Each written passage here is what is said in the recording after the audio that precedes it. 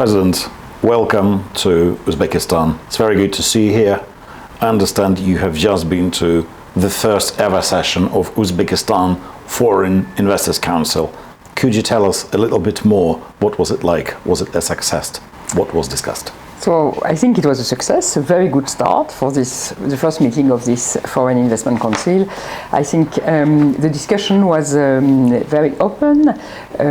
President Mirziyoyev explained the strategy, his view, his vision for the economic development of the country, his priorities, and also the role he wants private investors to play in, and the role of private sector in developing the country. And then you had I explained as EBRD president our experience in EBRD with this kind of foreign investors council, and the fact that it's proven in a number of countries a very, very useful tool to facilitate the dialogue, the conversation between government and at the highest level, president in this case, and the private sector, and building trust, and also contributing to improve the business environment. And thereafter, there were a number of very important investors in the country explaining from their perspective why they invest in Uzbekistan, how they see moving forward, but also what are either the challenges or the priorities. So starting to engage into what could be the condition and what are the key issues moving forward. So very good meeting. Excellent. And the president was very engaged. It's very encouraging to hear that. And we also understand that you are a regular visitor to the country. This is your second visit to Uzbekistan this year. What is your impression of the country, the people? Has the country changed since the reform process was launched? No, I think clearly the country has changed. It's a journey, development, and it's a journey. So but there has been a huge change in the last few years in terms of business environment. For example, when you look at the energy sector, development of renewable, which is quite rapid and ambitious, this is a very, very important element. And I'm just coming back from the COP, so I've been focusing a lot on this, on the decarbonization and the green agenda. So this is a very important new component of the Uzbek strategy. There are still a lot of reforms needed ahead of us and ahead of the country in terms of for example, privatization, opening up, developing the private sector and growing the private sector, but also digitalization, pursuing and deepening the green agenda. So there are still a lot of things that need to be done, but clearly the progress made in the last few years are very important. Excellent. Thank you very much. Back in 2014, EBRD launched something called Investment Climate and Governance Initiative, which was designed to help countries like Uzbekistan to push reforms. What is the EBRD doing in Uzbekistan to help the reform-minded government to go one step further, or a few steps further for this matter? Setting up this Foreign Investors Council was for us a big step. I think it's an important one. As I was saying, having the capacity to discuss in a very open manner, very frankly, what are the obstacles, or what are the challenges that need to be addressed in order to attract more private investor or to facilitate investment from existing firms. That's very important, and the experience we have is that it's proven very, very helpful in a number of countries, and it's the kind of process and setting that really can boost economic development and private sector development. But also we've been working a lot on some other policy areas, such as the decarbonization and the green transition. And we are working with Uzbek authorities on sectoral strategies in order to decarbonize and to reach zero emission by 2050. So we work on sectoral approach, but also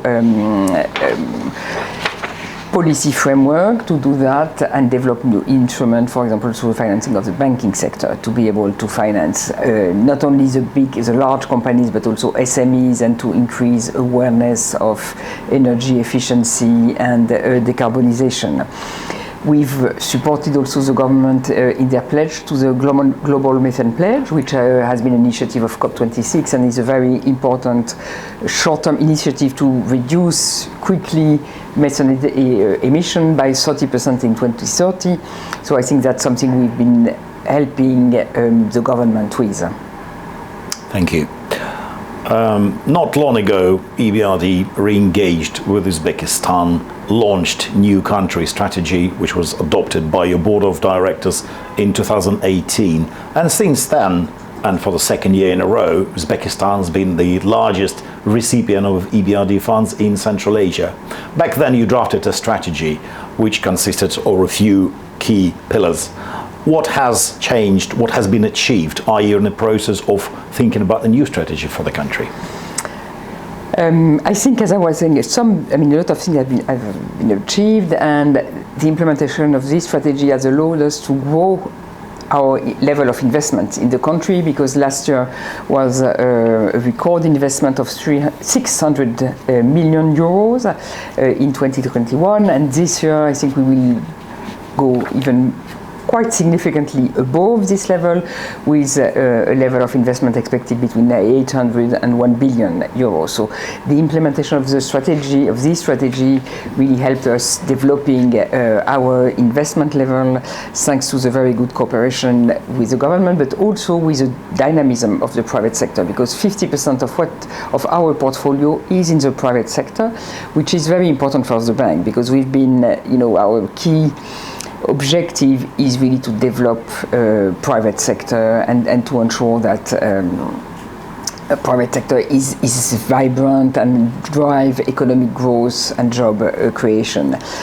So when I look forward, what are the key challenges? I think that, as I was mentioning before, pursuing the development of the private sector, reducing the role of the government in the economy, of the state in the economy, is important, be it in the banking sector, where we are working very closely with some banks in order to open their equity and to prepare for possible privatization, but also in the state-owned enterprise, more in infrastructure, electricity, telecom, energy sectors, transport. In all these areas, it's very important, I think, to transform the SOEs, to make them more efficient, to improve their governance and so forth, as a step towards possible privatization later on. And I think this is a key important priority for us from our perspective. We have a lot of expertise in this area and could bring a lot when discussing with the government. We are living in the world which has changed a lot. There's a great deal of global geopolitical, even military turmoil, which is affecting many economies, including Uzbekistan. What's your forecast? Is the country doing fine in the current adverse circumstances? Yes, the country is doing relatively fine, and compared with the rest of the world, I think it's doing very well. At the beginning of the war, we were very worried because of the possible impact of, for example, a decrease of remittances from Russia, impact on people living in Russia coming back in Uzbekistan, for example. So this was a lot of uncertainties around what could be the impact of the war. Now what we see is a strong, very resilient growth level. Our forecast is 5.5% in 2022 and 6.5% in 2023, so a pickup. We expect a pickup next year. But overall, these figures in the current context are position Uzbekistan very well compared with other emerging countries. What we've seen is that, contrary to what was expected, remittances have increased substantially, possibly because of exchange rate effect, but also, probably movement of people also. And what we also see is relocation of Russian people leaving Russia and coming in Uzbekistan, in Tashkent, in particular well-educated IT specialists and so forth, which is a big, which is likely to have a big positive impact on the economy in terms of dynamic level of expertise, high quality, highly educated people. And the third element, which is also supportive of the Uzbek economy, is the location of some companies which are closing their activities in Russia and looking for where they could relocate in the region. And Tashkent seems to be relatively attractive also for the Central Asia market and so forth. So that's also an element which is positively supporting the economy. Excellent. As president of the country's major investor and someone who's just co-chaired Foreign Investors Council, what would be your message to investors coming to Uzbekistan? Should they stay or should they go? No, I think they should stay. Of course, the level of the EBRD investment in the country shows that we trust, and we are confident that the country will grow and is on the positive trajectory in terms of reform.